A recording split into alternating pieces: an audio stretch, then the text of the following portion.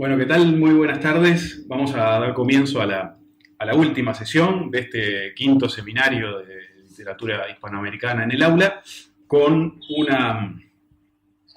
un formato de entrevista que usualmente se hace en el seminario, titulado Un autor nos introduce en su mundo, y en este caso contamos con la presencia de Alfredo Södergit. Vamos a presentarlo brevemente a Alfredo y luego haremos así en un formato de entrevista o si se quiere de charla. Tocaremos algunas cuestiones referentes a su formación, a su trayectoria, a su obra, a cómo entiende hoy el estado actual quizás de la LIG hispanoamericana. Así que bienvenido, Alfredo, muy buenas tardes. Muchas gracias, Cristian. Gracias por la invitación y la oportunidad. Te agradecemos muchísimo. Además, bueno, sabemos que estás en unas semanas ahí un poco complicadas entre festivales y presentaciones de La Cerca, que se publicó hace poquito en ECARE. Y para nosotros, bueno, es un gusto enorme tenerte, entre otras cosas porque nuestro alumnado de la asignatura del grado de maestro en educación primaria tiene lecturas tuyas obligatorias, que bueno, ya están desde hace tiempo, pero este año también. Así que esperemos que les resulte también muy sugerente tu charla. Bueno, Alfredo Södergit entonces nació en Rocha, en Uruguay, en 1973. Vive en Montevideo, ilustrador, escritor y cineasta. Estudió Bellas Artes en la Universidad de la República, Dirección de Arte en la Escuela de Cine. Desde el 98 ha ilustrado una buena cantidad de libros, algo más de 50, publicados en diferentes países, Argentina, México, Noruega. Entre esos libros que ha ilustrado se destacan Anita Yatay Salas, de Sergio López Suárez, de la que hablaremos también después porque tuvo una adaptación, La increíble aventura de Gonzalo y la vaca feroz, de Federico Ibanier, Los Casaventura, una colección de Helen Velando, Historias de magos y dragones, un refrío como hay pocos, de Magdalena Helguera. Fue el primero. De Magdalena Helguera fue el primero. En 1999 funda el colectivo artístico OS, Operativa Simbólica, que durante algunos años realizó unas instalaciones de gran escala en distintos lugares de Montevideo. Dirige Palermo Estudio desde el 2005, si no me equivoco, junto a Alejo Schettini, una productora audiovisual dedicada a la realización y desarrollo de series y animaciones cinematográficas. Su primer largometraje, titulado Anina, fue estrenado en la Berlinale en 2013, fue doblado a más de 15 idiomas, obtuvo unos cuantos reconocimientos y premios. Es también co-creador junto a Schettini de la serie de animación Dos Pajaritos de 2021, que se ha emitido en canales de distintos países, una producción donde colaboraron o colaboran, porque no sé si quizás eso tiene su continuación, Uruguay, Argentina y Colombia. Es creador también de 3 álbumes ilustrados: Soy un animal, publicado en el 2018 por Libro de Zorro Rojo; Los Carpinchos, por ECARE en 2019, distinguido entre otros reconocimientos con el premio de Fundación Cuatro Gatos; y hace poquito, menos de un mes, apareció también en ECARE La Cerca.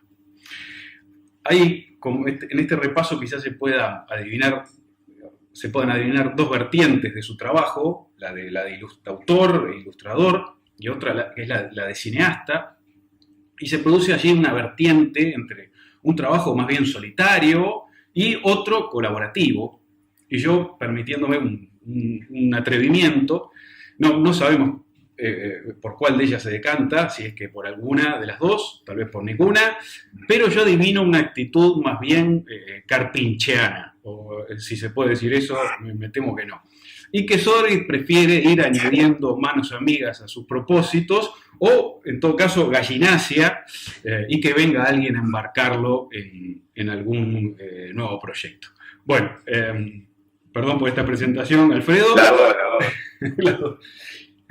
Si te parece, podríamos comenzar la charla con tu relación con la literatura infantil y juvenil.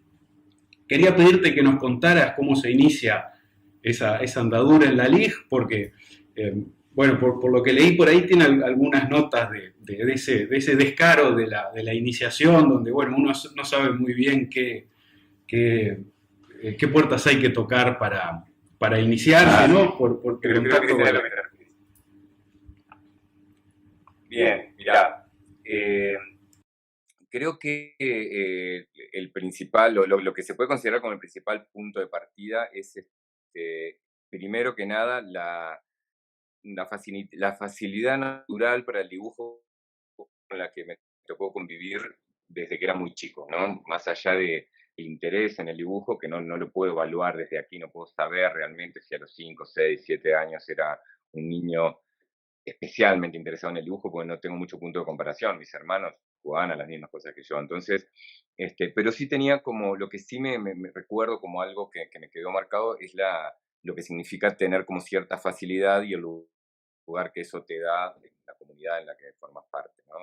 En la escuela yo era el niño que hacía un perrito igual a un perrito, entonces todos mis compañeros me pedían que dibujara un perrito, un caballito, ¿no? O sea, y eso empezó a convertirse para mí como una especie de lugar de destaque y de seguridad, ¿no? Entonces, y por alguna razón tuve siempre mucha inclinación, tal vez porque los niños toman contacto con lo visual a través de los libros, en una primera instancia.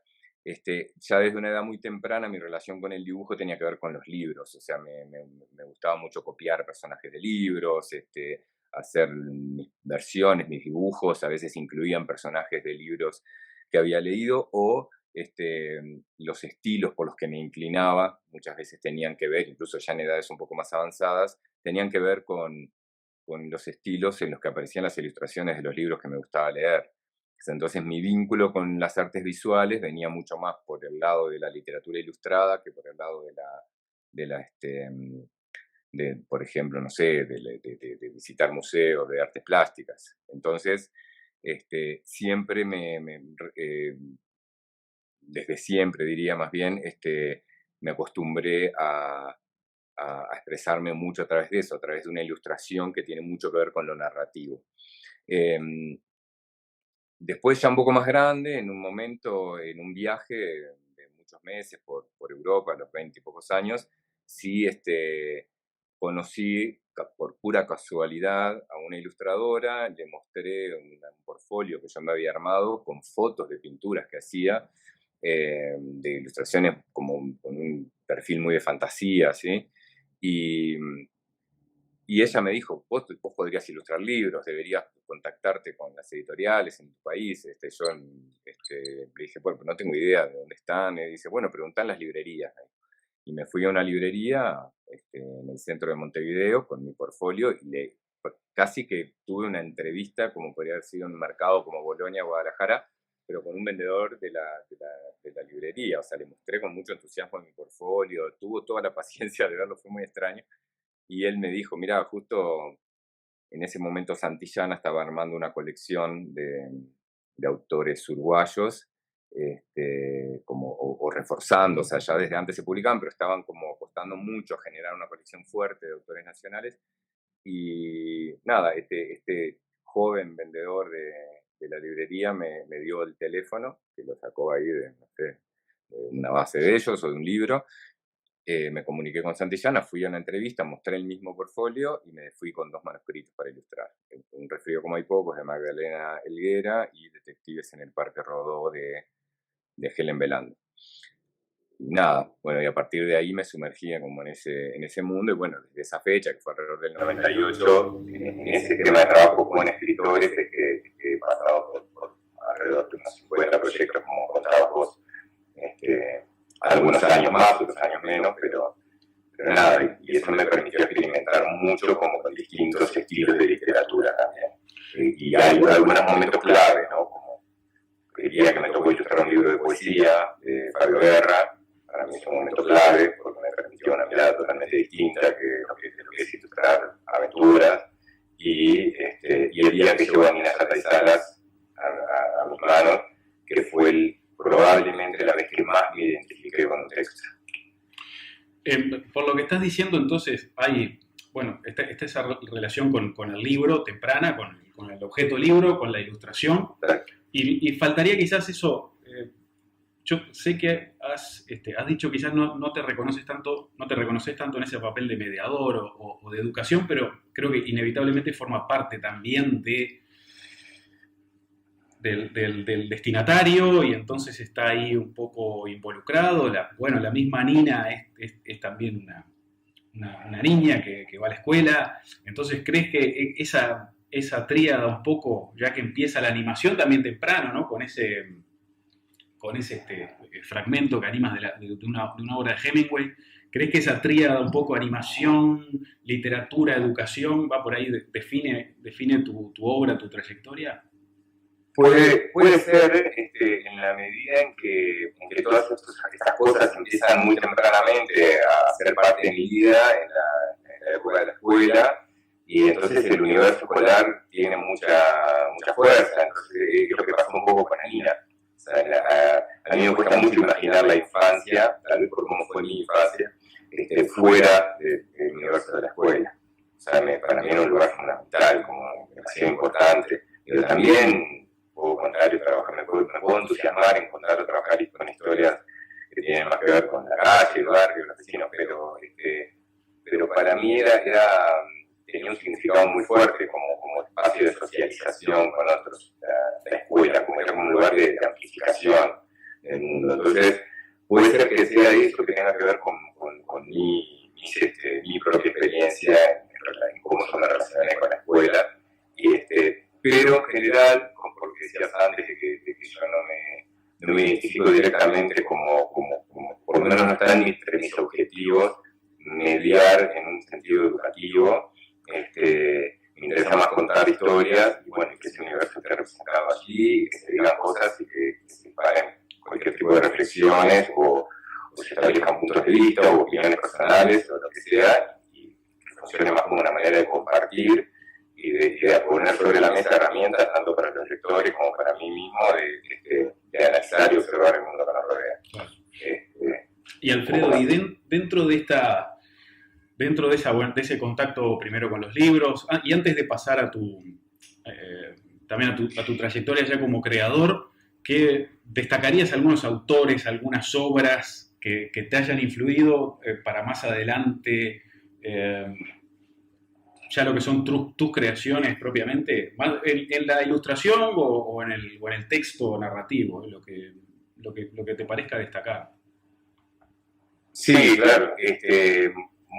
Yo observo mucho de la gente que me rodea y me parece importante destacarlo.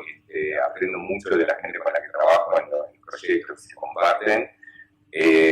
Con todos los autores, escritores y escritoras de libros con los que trabajé, aprendí un montón, porque si hay algo en la LIG es que es muy difícil que haya mala gente o gente con intenciones malas. Es como que todo me gusta, todo tiene como una parte luminosa, interesante, te puede gustar más, o te puedes identificar más con un estilo o con otro, pero en general, por lo menos me parece a mí que en lo general, o por lo menos como me tocó a mí trabajar, es gente que viene a aportar puntos de vista muy interesantes. Entonces, nada, desde lo divertido y súper descriptivo de los libros de Helen, la fantasía de Fernando González, lo reflexivo y humanista de Sergio López, o la calidad de los textos de Federico, Ibáñez, como con la gente con la que empecé a trabajar. Después también con los amigos con los que compartí procesos, ¿no? El equipo, no sé, Sebastián Santana, son colegas con el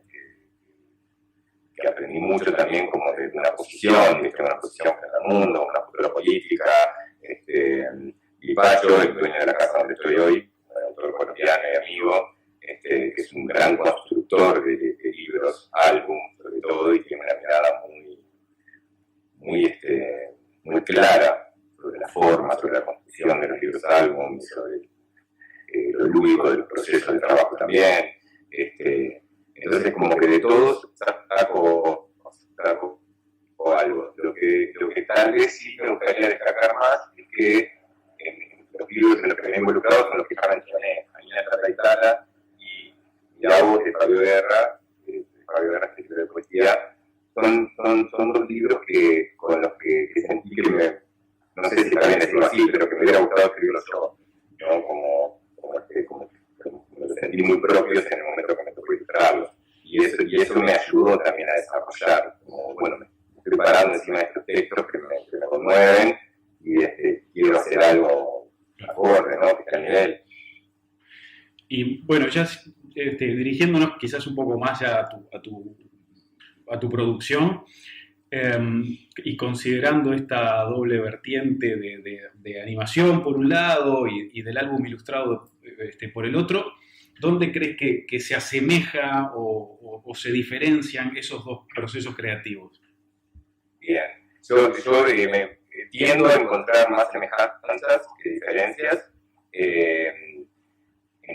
Creo que hay muchas cosas que están en común en cuanto a la forma en que se relaciona el lenguaje textual, que en el audiovisual puede ser el hablado, o sea, de personajes, por ejemplo, puede haber audiovisual sin diálogo, pero y la forma de combinar eso, vuelvo para atrás, o el punto de partida de un producto audiovisual que es un guión escrito, ¿no? Un guión literario, y cómo eso se transforma en una representación a través de lo visual y lo sonoro.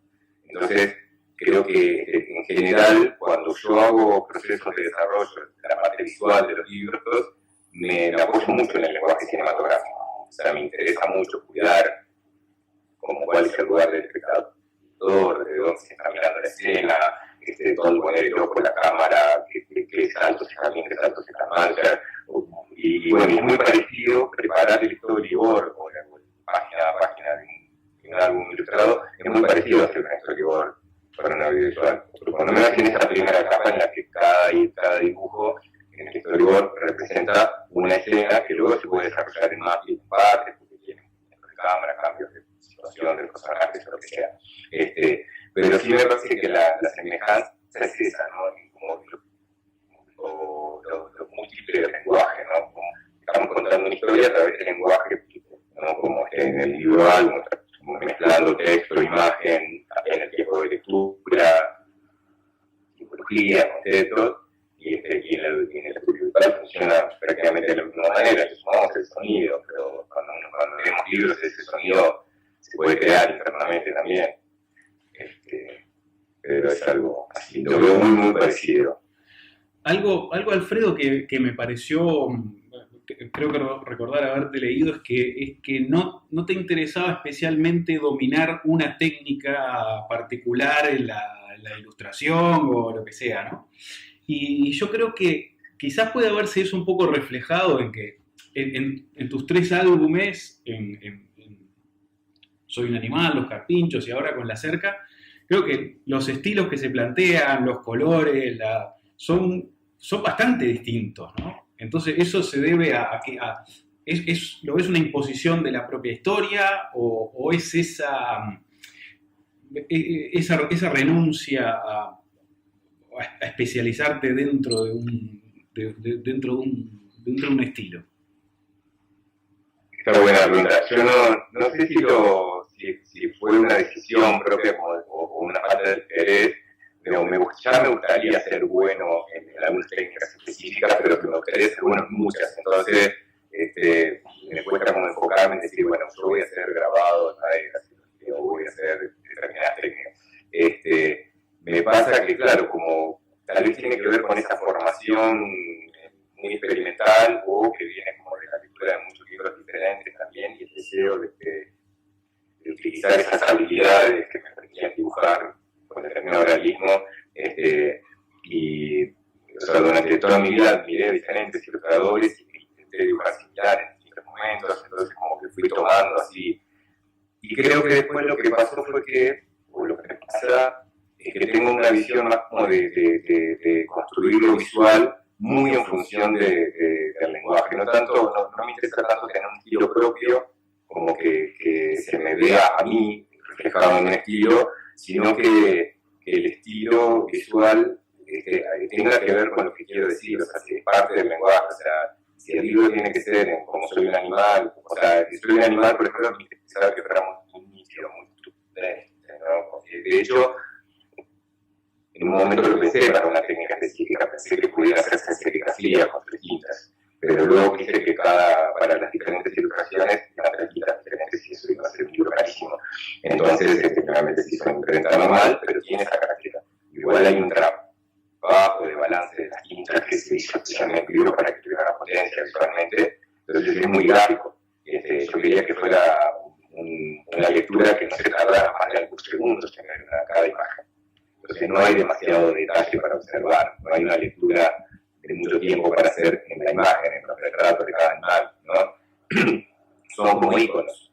Y esa era la intención, por eso es así. En los carpinchos hay una cosa más rústica, más de grafo, de grafito y de textura de papel, que tiene un poco que ver con incluso hasta el entorno en el que se da la historia, ¿no? Un mundo de pastos, un mundo del campo, hay texturas, hay es orgánico, y y sobre todo creo que probablemente Los Carpinchos de los tres es el más profundamente personal de los tres libros, y es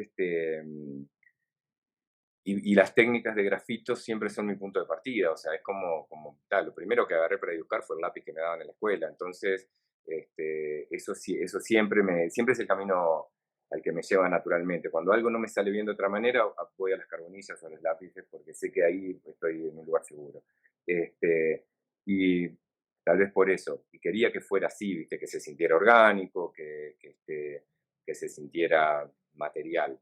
Después, con la cerca, hay una intención que viene más del uso de la perspectiva como simbología también, ¿no? O sea, la perspectiva isométrica. Yo también estudié arquitectura, entonces hay mucho tuve mucha formación en dibujo descriptivo, dibujo técnico, entonces apliqué mucho ahí en la cerca de ese dibujo de perspectivas que plantea la imagen como algo que uno está observando con cierta distancia. O sea, la imagen es sumamente descriptiva, ¿no? Entonces es como que las líneas, las medidas, hay algo esquemático, estructural, si bien está cargado de detalle, hay muchas cosas para ver en la cerca, ¿no? Como qué cosas hay en ese mundo, qué tiene cada personaje, cómo vive, hay como mucha sutileza en cada imagen, o sea, se propone una observación, pero es una observación que toma como cierta distancia y que describe mucho, ¿no? Entonces, un poco la intención era que esa rigidez del dibujo más técnico, de alguna forma representara eso, ¿no? Acá estamos intentando entender esta situación, ¿no? Esto es así, entonces el dibujo está utilizado más como simbología también.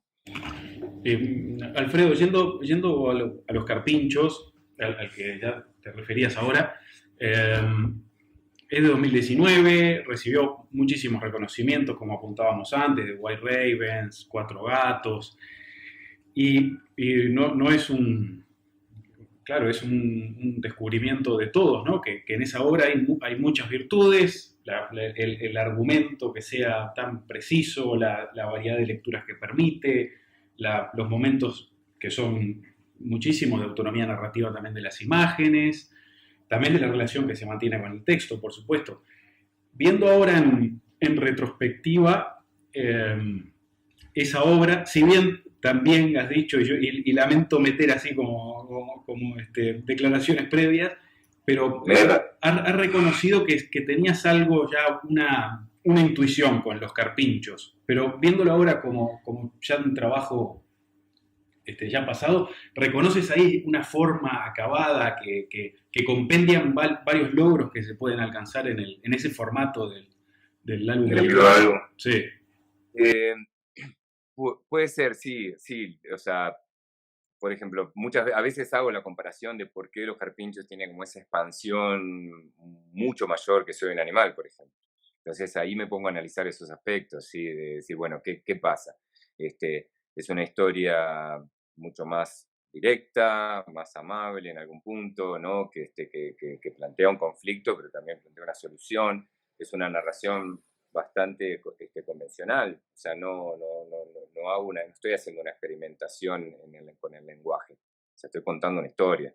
Entonces, creo que Los Carpinchos tienen como esa virtud de que es una fábula muy tradicional, terminó siendo eso, ¿no? Una fábula de animales que representa un posible conflicto humano, de relacionamiento, hospitalidad, discriminación, todo lo que le queramos sumar ahí. Entonces, es un formato muy antiguo, ¿no? De las fábulas de animales que nos representan.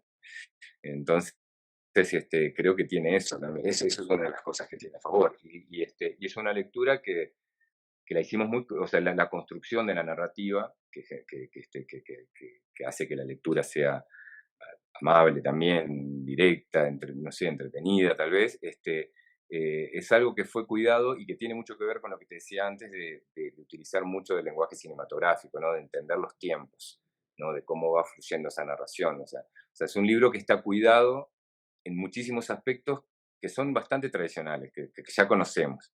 Entonces, es como utilizar un montón de herramientas que ya conocemos, que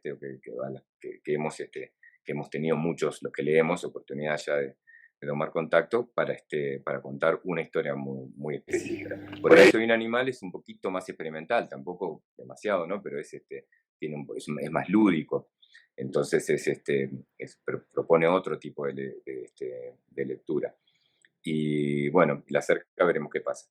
Pero en los carpinchos yo creo que pasa por ahí un poco por el tema. Yo creo que también cuadró que los temas que propone o que despierta, sobre el que despierta diálogo los carpinchos, son temas muy actuales, son temas que están presentes en muchos territorios.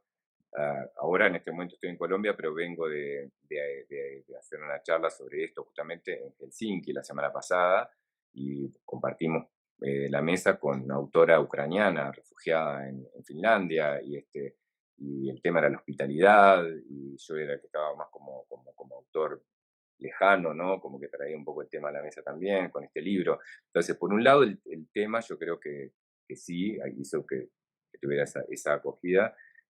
Por otro lado, sí, los cuidados en la narrativa, en hacerle un libro que todos pueden leer y bueno, no sé, y que un montón de carpinchos invadieron Nordelta en Argentina y ayudaron a promocionarlo también. Es verdad. Creo que tenías por ahí, Alfredo, algunas imágenes e ilustraciones sí, de material sobre los carpinchos que quizás sería interesante verlo, que reflejan un poco el proceso de construcción de la obra. Dale. Lo muestro, está preparado como para narrarlo en unos cuantos minutos, empiezo. Vale, adelante, claro, perfecto. Bueno, vamos a preparar todo. Continuar. Comenzar. Tiene cuenta regresiva, ahí estamos.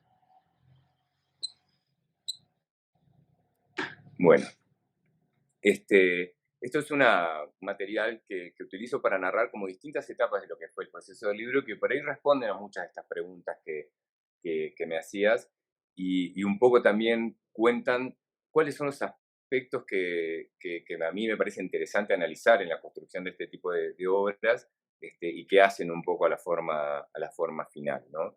Yo en general parto de inquietudes. O sea, cuando no imagino la historia completa, sino que parto de una inquietud muy puntual, ¿no? Algo, una observación que me provoca alguna inquietud y de la que me interesa, en la que me puede interesar profundizar o hablar, o que entiendo que tiene potencial como historia para contar.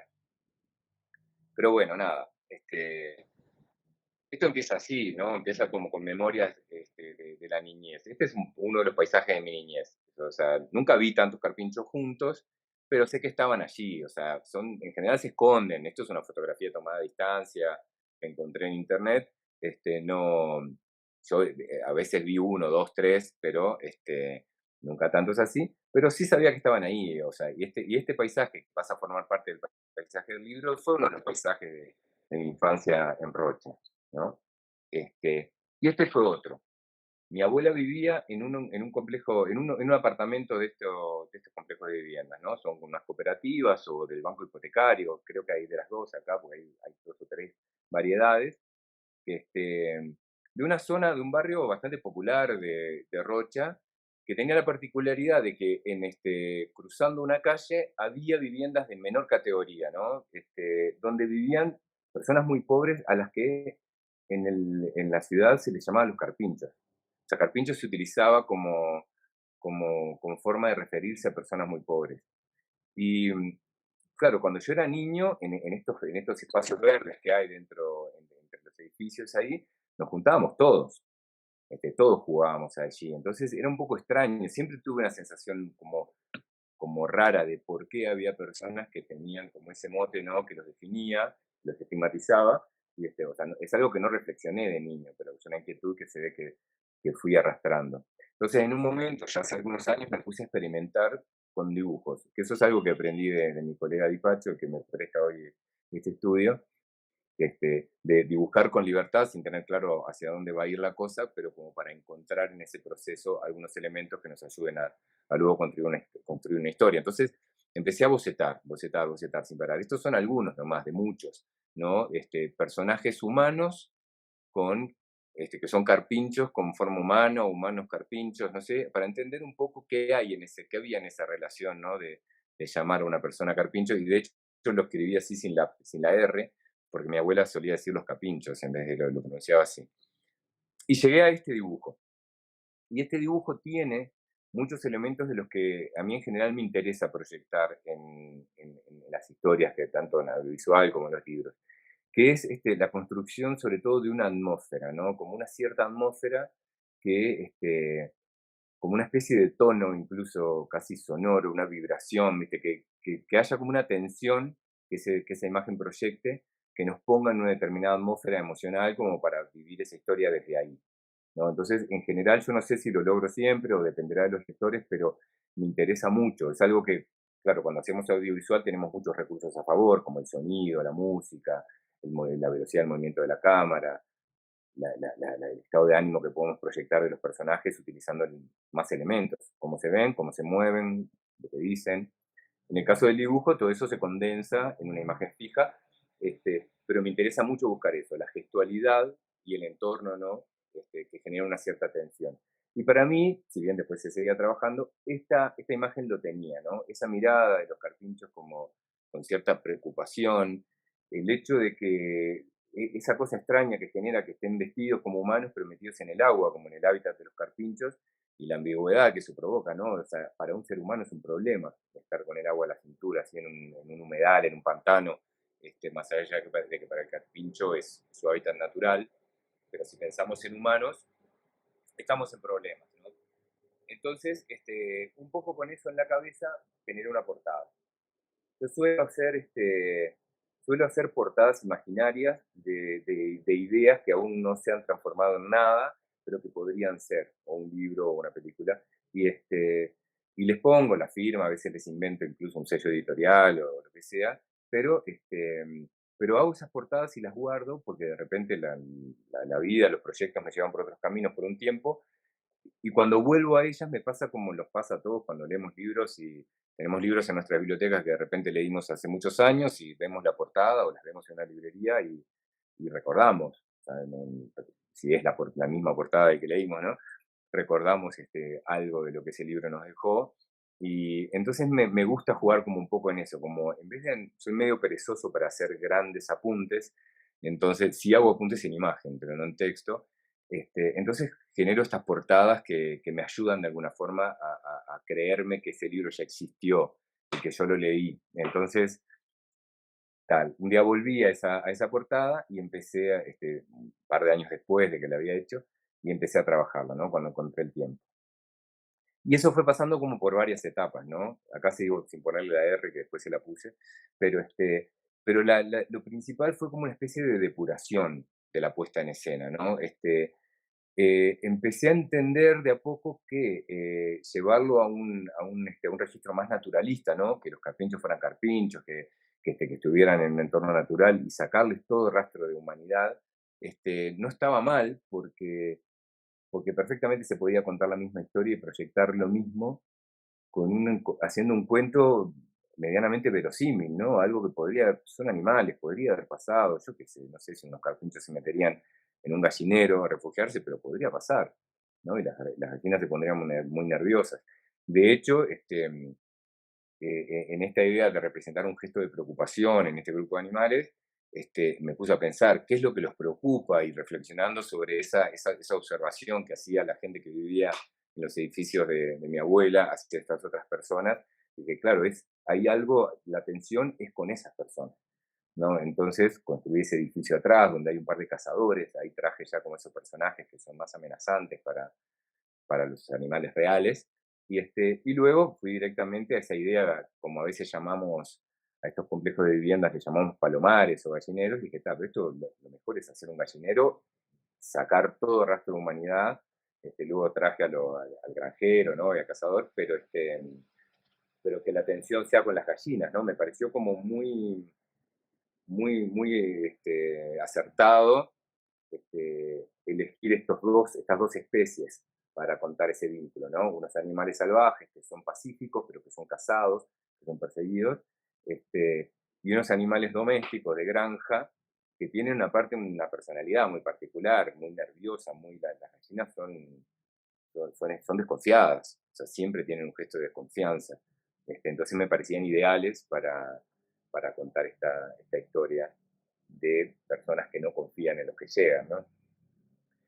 Y curiosamente fue así, ¿no? O sea, ahí ya le agregué la R, le saqué la bolsa, que era el último rastro que quedaba de algo humano, y resolví antes la portada, antes de contar el cuento. Si bien mientras la hacía ya iba teniendo alguna idea de lo que iba a pasar. Ya sabía que iban a estar perseguidos por cazadores, ya sabía que iban a llegar al gallinero y que iba a haber algún problema. O sea, que iba a haber una dificultad. Y entonces construí, esto se parece un poco más a la cerca, ¿no? Como la perspectiva descriptiva, construí un mapa. O sea, esto es algo que hacía desde niño cuando jugaba también. Me gusta mucho como saber cómo es el universo donde la historia sucede, ¿no? Dibujar un mapa para saber para dónde van, para dónde vienen, dónde están unos, dónde están los otros, dónde se ubica cada escenario de los que componen la historia. Entonces ahí aparece como todo lo que necesitamos saber a nivel de escenario para entender lo que sucede, ¿no? El lugar donde los carpinchos vivían, que es esa laguna, el recorrido que hicieron hasta llegar al gallinero, un recorrido inverso que se sugiere con ese puente, con la pequeña curva de esa carretera y con esa camioneta que llega ahí abajo a la derecha, que aparentemente es de esos cazadores que entraron a la laguna. Entonces hay eso, ¿no? Como unos vienen, una amenaza viene, entonces ellos se van hacia el otro lado. Entonces en ese mapa, que si bien después no se usa en el libro, aparecen un montón de elementos que me ayudan a construir y a entender los movimientos en esa historia. Y después lo que te decía anteriormente del storyboard, ¿no? Como empezar, acá es donde se parece el trabajo. Bueno, todo el desarrollo anterior también puede ser similar para un proyecto audiovisual. Acá es más concreto porque ya estamos contando la historia, pero esto es un ejemplo de un storyboard muy avanzado. De hecho, hay imágenes que son finales, hay otras que son bocetos, hay algunas con apuntes, como ves. Pero es un proceso bastante largo. A mí me gusta dedicarles bastante tiempo en leerlo, dejarlo descansar, volver. Y sobre todo depurarlo en muchos sentidos, pero voy a mencionar dos, ¿no? Como en el sentido del significado, ¿no? De lo simbólico, de lo que representa la historia, de cómo mostrar, de los gestos, de cómo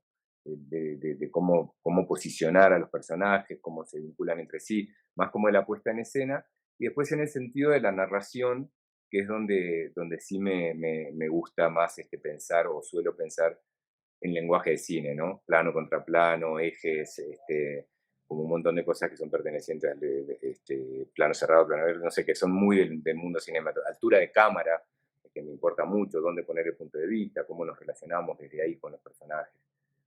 Entonces todo eso es algo en lo que incluso disfruto mucho de hacer ese proceso. Y acá incluso en esta parte de abajo se ven algunas imágenes que no fueron, ¿no? O sea, esas que están con morado ahí, que luego se representó de otra manera en el libro, o posibles finales, ¿no? O sea, acá hay unas imágenes un poco de bocetos bastante avanzados, imagen final del libro, solo para mostrar un poco similitudes. A mí a veces hay cosas que me gustan mucho de los bocetos originales, pero me cuesta mucho sostener una calidad pareja con un boceto muy espontáneo, entonces suelo trabajar todo un poquito más para llevarlo a un grado más homogéneo. Y este libro tuvo varios finales, ¿no? Un final que me ayudó a encontrar algo importante, que es la voz narradora. En realidad, este final es más infantil, ¿no? Como más tierno, ahí están los personajes, los pequeños, ¿no? Los que se hicieron amigos, los que resolvieron la historia, el carpinchito bebé y el pollito, encontrándose con un patito. Da la sensación de ese pato es de ahí, ya están viviendo en el mundo salvaje, vemos los otros patos que están allá arriba preparándose para migrar.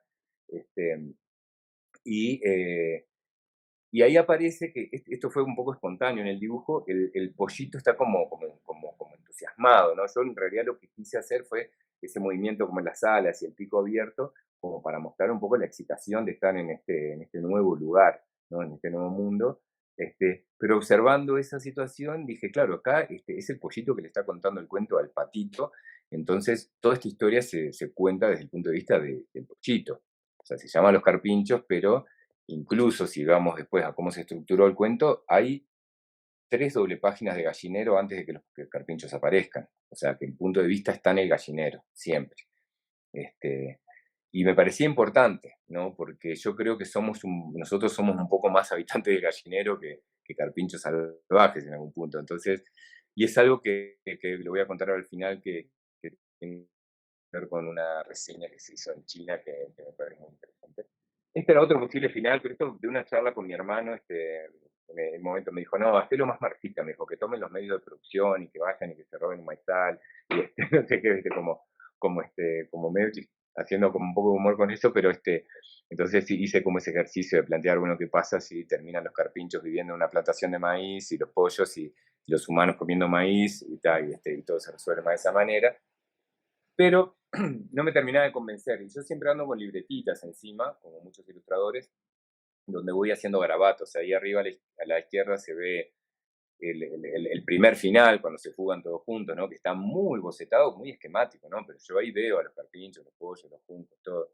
Pero y después dibujé este otro a la derecha, que luego lo hice un poco más puro acá, que es ese encuentro final, que dije, bueno, que por ahí es más divertido y gracioso y más interesante, generar esta cosa más cíclica, ¿no? Como dijo un autor amigo de Montevideo, es como el germen de una revolución, ¿no? Y un poco plantea todo lo que planteaban los otros finales posibles, ¿no? Tenemos al pollito contándole a un cordero, esta vez su aventura, y a todo el grupo llegando a donde viven otros animales que están en la situación que estaban las gallinas antes, ¿no? Como un poco acostumbrados a ese día a día de animal doméstico o de animal de explotado, ¿no? De granja, ¿no?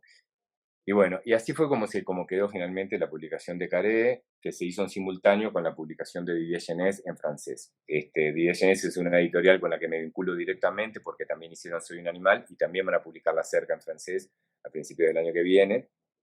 Y entonces siempre, estos 3 libros siempre salieron primero en estos 2 idiomas como punto de partida, y luego Carré es la editorial que se encarga como agente de las traducciones. Y fue muy sorprendente lo que pasó con los carpinchos. Un poco, todavía no termino de digerirlo, pero un poco, tal vez por estas cosas que hablábamos anteriormente, por el tema, por ciertos aspectos del libro que lo hacen muy entrañable. Eh, Tuvo como una expansión muy linda y muy rápida, ¿no? En este momento, contando el español, están 17 lenguas, lo cual para mí es como una enorme sorpresa.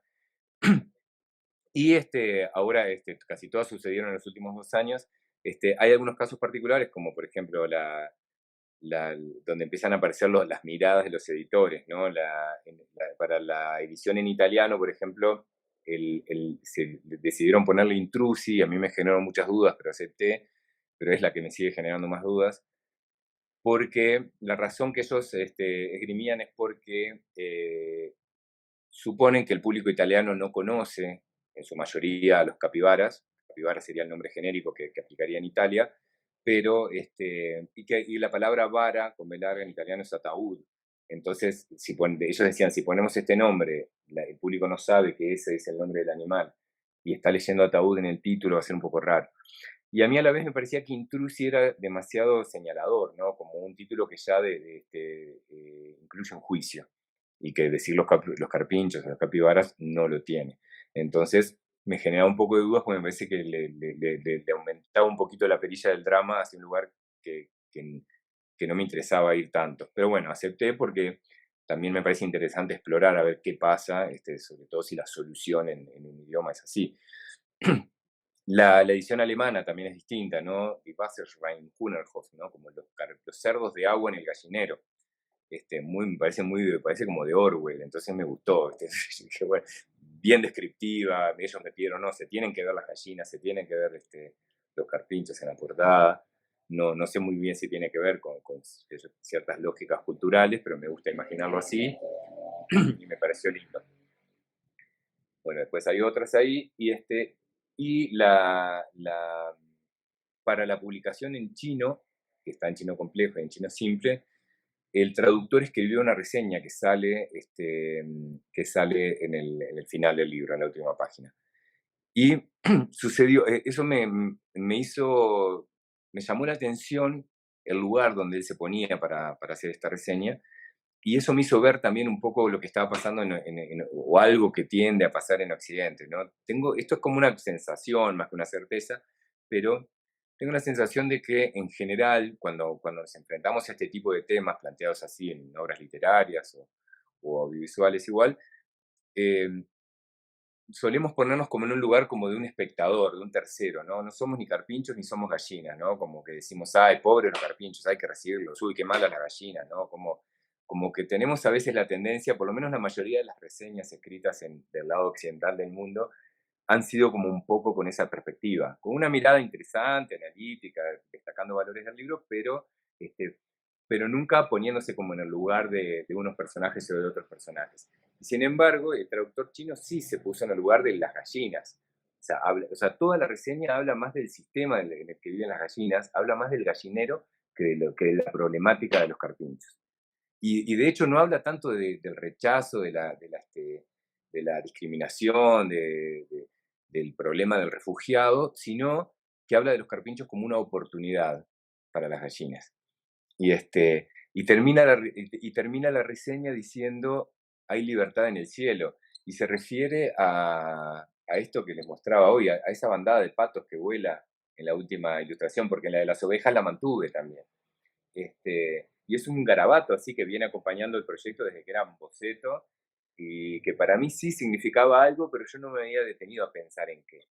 Y esta persona me llegó como más directamente y me llegó como a conmover. Bueno, y lo que se viene después con los carpinchos como adaptación, esto es una muestra como de un storyboard muy, muy, muy básico, porque a mí me gusta mucho trabajar así como en muchos niveles, ¿no? Y las cosas las empiezo casi como notas de compras de la feria o del supermercado, ¿no? Entonces, el primer storyboard para la adaptación audiovisual a cortometraje animado de los carpinchos lo hice en post-its, que es una técnica también que me enseñó un amigo realizador de cine, Germán Tejera, que es productor de Anina también, que me permite pegarlos en una cartelera y cambiar de lugar, sustituir unos por otros, elegir colores para distintos momentos, para separar escenas o para separar tipos de escenas.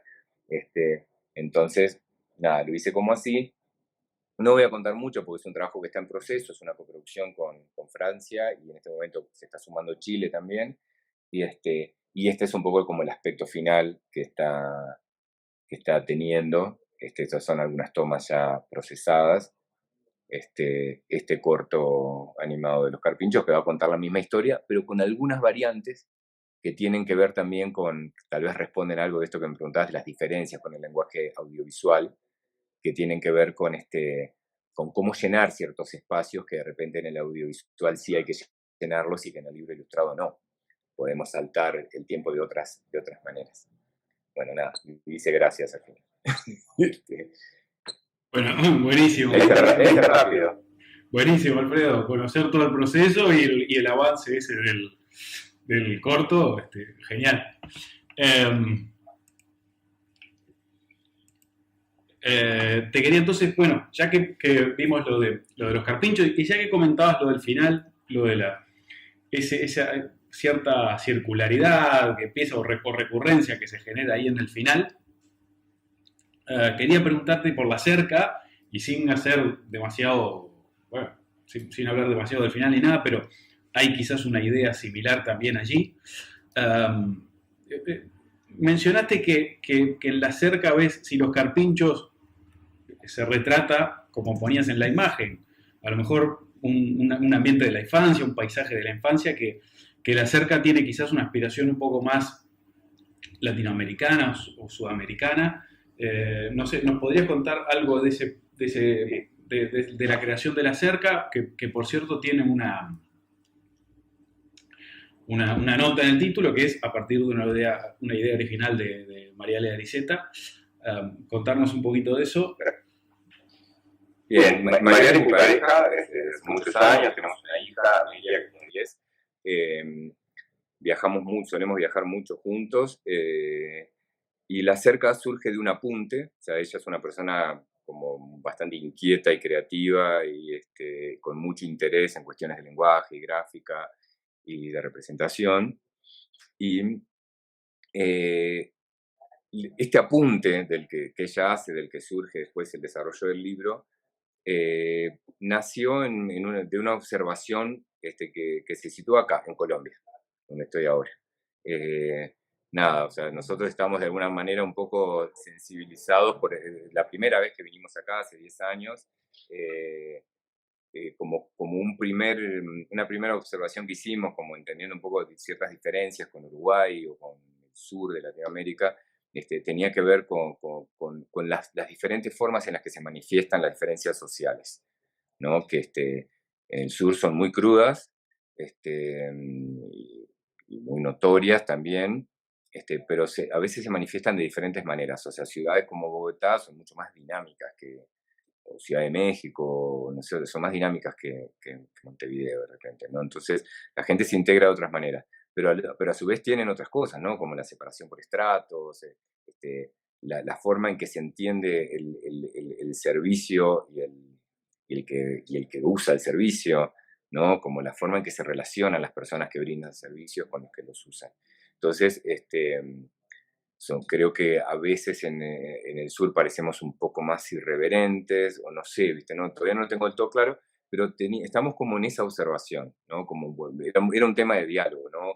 Cómo nos trataban ciertas personas en un lugar o en otro lugar, nada. Y estábamos una finca de fin de semana, así, de una familia amiga, y en esta finca había una situación muy parecida a la que se plantea en la cerca. La diferencia no era tan grande como la que aparece en el libro, pero había una casa muy pequeña en el fondo en la que vivían los caseros. O sea, la gente que vivía todo el año cuidando una casa enorme que estaba casi siempre vacía. Y, y la forma en que se relacionaban los niños, los hijos, ¿no? Y había un cerco con flores, más pequeño también, que delimitaba el espacio donde podían estar unos y donde podían estar otros. La gente se vinculaba, se integraba, había amabilidad y todo, ¿no? Porque también en la cerca, en el libro, lo hay. Pero de alguna forma nos pusimos a pensar, o Mariale empezó a pensar en ese esquema que planteó, en esas barreras visibles e invisibles, ¿no? Que separan o que determinan las oportunidades que pueden tener unas personas u otras personas, según el lugar donde nacieron. Es algo de lo que se habla bastante también, ¿no? De, bueno, qué posibilidades de futuro tiene una persona según dónde le tocó nacer, y los vínculos y la educación y los recorridos de vida que va a poder tener debido a ese lugar en el que nació. Y entonces, ya desde ese planteo original estaba formulado de esa manera, como dos niñas que viven una a cada lado de la cerca, que crecen y que sus hijas, y acá estoy spoileando el libro completamente, pero que sus hijas pasan a ocupar exactamente el mismo lugar que ellas ocupaban. Y oscilando constantemente entre la observación y la denuncia de esa situación de reproducción del lugar social al que estamos sometidos las personas, o al que están sometidas muchas personas, y las ventanas de oportunidad, ¿no? ¿Dónde están las ventanas de oportunidad o dónde está la parte más que tiene que ver con la fortaleza o lo positivo de los vínculos humanos, sobre todo los que se dan en la infancia cuando no hemos desarrollado tantos prejuicios?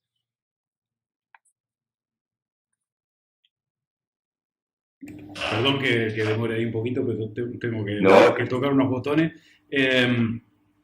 Bueno, yo creo que igual ya nos estamos acercando un poquito al final. Quizás para terminar, sabes que en estos 2 días, bueno, se ha hablado mucho, claro, de Liga Hispanoamericana y han aparecido ahí muchos autores, muchos países. Quizás de Uruguay, tu obra ha estado presente, y específicamente Los Carpinchos ha estado presente en varias comunicaciones, quizás también, bueno, Quiroga, ¿no? Con los cuentos de la selva, pero no mucho más, no mucho más que eso. Entonces, yo quería preguntarte cuál es tu perspectiva acerca del estado actual también de la LIG en Uruguay y cómo se están estableciendo vínculos o no. Bueno, evidentemente vos tenés un, un vínculo, un acercamiento importante con autores de otros países y mismo con otras instituciones de otros países. Pero bueno, en fin, ¿cómo está ahora la literatura infantil y juvenil en Uruguay? Si está también un poco esa explosión del álbum o no. Bueno, a ver, en general la literatura infantil y juvenil, sin ir específicamente al álbum, creo que mi sensación es que en Uruguay siempre ha sido fuerte, hay como un ecosistema muy interno, muy dentro de Uruguay, que tiene muchas fortalezas. Los autores se repiten, siguen siendo, y aparecen nuevos, se consolidan. Por ahí tiene que ver como con muchas otras disciplinas, que la escala te condiciona mucho. Y en Uruguay hay pocas editoriales pequeñas, no sé si llamarlas independientes, con, con, este, con un plan editorial fuerte que tenga, o con posibilidades de proyectarse mucho hacia afuera. O sea, está Criatura, Topito, Más Pimienta, bueno, Banda Oriental, Fin de Siglo, estas últimas que mencioné, capaz que un poco más de historia y con otra presencia también bastante local, pero sé que Criatura tiene presencia en Argentina, pero cuesta mucho para las editoriales uruguayas acceder al mundo, ¿no? Como decir, bueno, vamos a nuestros autores, publicarlos en 10, 12, 15 idiomas. Es muy difícil, pues es muy caro, hay que ir a Bolonia, hay que ir a Guadalajara, hay que ir a Frankfurt. Entonces, yo creo que el ecosistema interno de Uruguay, de la LIG, es estable y es bueno y funciona. La mayoría de los autores tienen otros trabajos también, son maestros, directores de escuela, profesores de esto, de lo otro. Hay una variedad muy grande. A nivel del libro-álbum y de esta explosión, y que de alguna forma puede ser también como uno de los motor para impulsar otros aspectos de la LIG, creo que sí hay un poco un enganche a un fenómeno más global, de que el álbum tiene como, yo no sé si es muy reciente o si viene de algunos años atrás, pero bueno, yo siento que a mí me agarró un poquito esa ola también, o por lo menos he sido un poco testigo de ella.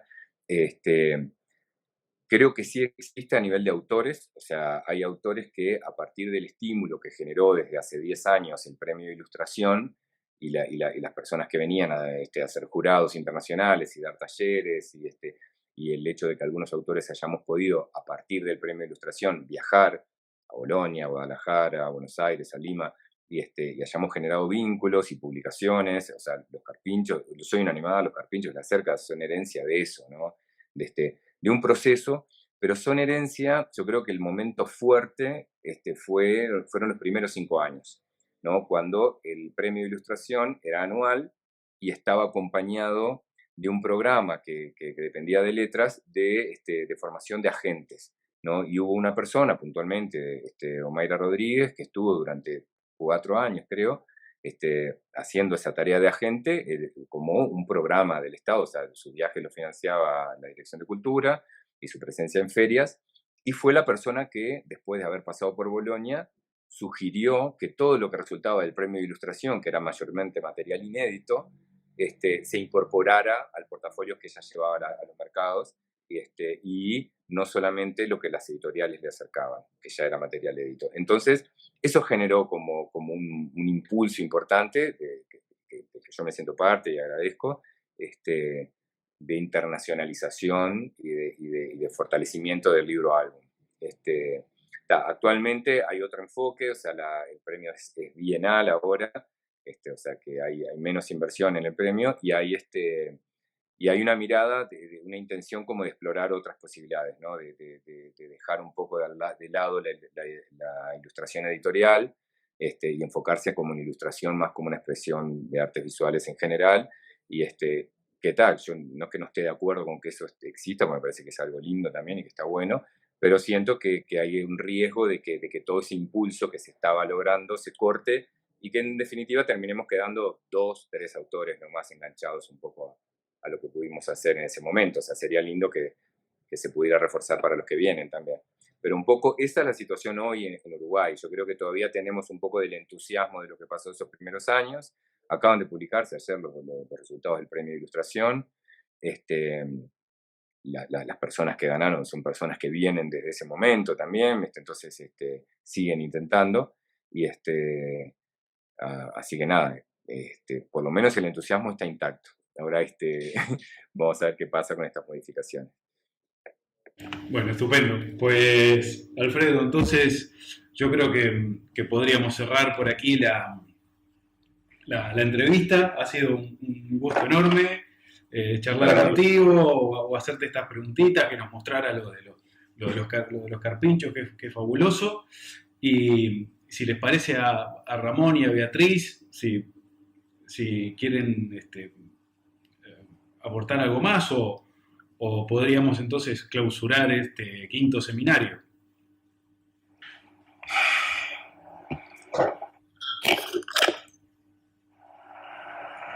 Bueno, no sé si quieres, Ramón. Muchísimas gracias, Alfredo, porque ha sido muy interesante observar el proceso de creación y también tus propias reflexiones, ¿no?, en torno a cómo va surgiendo tu trabajo y cómo va evolucionando, ¿no?, con esos dos ejemplos que nos has puesto de la cerca y de los carpinchos. Interesantísimo. Bien, muchas gracias, me alegro que les haya resultado interesante. Es en realidad un poco un montón de herramientas aprendidas de compartir con amigos también. O sea, algo que hacemos mucho los ilustradores y los autores es de hecho, una hora antes de empezar esta charla estaba viendo proyectos de mi colega colombiano que hoy me aloja, y hacemos mucho este tipo de intercambios y de apoyarnos en los proyectos. Así que nada, mostrar y compartir es como parte de la dinámica natural de este trabajo. Pues enhorabuena, Alfredo, y muchas gracias porque hemos aprendido y tenemos tu punto de vista como ilustrador cuando leemos tus obras, pero ahora tenemos tu punto de vista y todo ese trabajo que hay detrás y como nos has explicado detenidamente, ¿no?, ese proceso de creación del que hablaba Beatriz, que ese es el que desconocemos. O sea que muchísimas gracias por todas tus aportaciones. No, muchas gracias a ustedes por la oportunidad de charlar y contar un poco sobre estas cosas. Y a Sebastián por la invitación. Gracias, Alfredo. Bueno, Alfredo, es lectura obligatoria, te lo habrá dicho Sebastián. Suena de la palabra obligatoria, pero bueno. Perdón por lo de obligatoria, pero bueno, está. Para el examen, Alfredo, para el examen, no cualquier obligatoriedad. Para el examen, bien. Estamos todo bien. Escritura es necesaria para el examen. Bueno, gracias por eso también, entonces, ¿no? Y nada, es un placer porque lo que hacemos es para que se use, para todo, para divertirse, entretenerse, leerle a los niños para dormir, o analizarlo, desmenuzarlo y criticarlo también. Bueno, pues hay un grupo de ilustradores colombianos que están entrenando a primera hora en un restaurante y compartir un poco de todo esto con ellos también. Les agradezco mucho la charla. Gracias a ti, Alfredo. Bueno, si quieres podemos ya cerrar estas dos jornadas intensísimas. Bueno, yo estoy feliz desde luego porque el seminario se ha consolidado como una actividad que cobra cada vez más importancia. Creo que 5 años de seminario pues efectivamente demuestra que ya se puede hablar de una actividad plenamente consolidada y creo que por varios motivos, ¿no? Creo que a lo largo de estos 2 días pues nos hemos dado cuenta, por un lado, algo que estaba desde el principio, ¿no?, ese diálogo que va desde máximos especialistas hasta jóvenes investigadores en torno a diversos temas, ¿no? Y que además esos especialistas tengan ese origen diverso, ¿no? Hemos escuchado a especialistas de México, de Chile, de Argentina, por supuesto de España, creando también esas sinergias en cuanto a las reflexiones. Fundamental, como nos estaba demostrando ahora también Sodergit, pues la voz de los creadores, ¿no? En todos estos seminarios habéis aportado voces realmente muy significativas de la literatura infantil y juvenil. Y también por la amplitud de los enfoques. Por un lado, nos estáis dando herramientas para la docencia. Por otro lado, estamos reflexionando en torno a la ampliación del canon, a la presencia del canon en los distintos países latinoamericanos o en general de habla hispana. Estamos también trabajando en torno a las posibilidades de la investigación, que a mí me parece que es esencial, sin perder de vista, como decía el profesor Bombini esta tarde, que la LIG es parte de la literatura con mayúsculas y que por tanto tiene que ser abordada con unos parámetros que la inserten como parte de y no como algo diferente a lo que es la literatura, insisto, en mayúsculas. Creo que el libro que presentasteis ayer pues demuestra que todos esos resultados al final fructifican en una serie de reflexiones muy útiles para compañeros y compañeras que quieran acercarse a estas propuestas y que quieran animarse a incorporarse también en este tipo de reflexiones. Así que bueno, por mi parte, enhorabuena, Ramón Llorens, Mónica Ruiz, Sebastián Miras, José Rovira y Nacho Ballester. Creo que estáis haciendo pues un trabajo excelente y desde el CEMAP lo único que podemos hacer pues es apoyaros, estar ahí y aprender, porque cada año pues aprendemos muchísimo en estas 2 jornadas. Ramón. Bueno, muchas gracias, Beatriz, porque todo ese empuje que hay en el área, con el equipo que hay en el área, no sería posible después llevarlo a cabo si no fuera por la colaboración vuestra, ¿no? Del Centro de Estudios Mario Benedetti. Entonces, yo creo que tenemos que que agradeceros el apoyo que desde el principio habéis tenido ya desde aquel monográfico de América sin nombre, que esperamos que en otro momento poder sacar otro número, ¿no? Hasta estos 5 seminarios e incluso esas jornadas de un día que organizamos también en el segundo cuatrimestre. Entonces, muchas gracias. Pues si queréis damos por clausurado este seminario y os emplazamos bueno, ya sabemos que estáis pensando en el siguiente, pero emplazamos al resto de participantes, a las personas que están escuchándonos y que nos van también a continuar viendo los vídeos, repasando los materiales a lo largo de este tiempo para que, bueno, colaboren en el próximo seminario, que se animen también a colaborar en ese seminario. Muchísimas gracias a todos. Un placer, de verdad.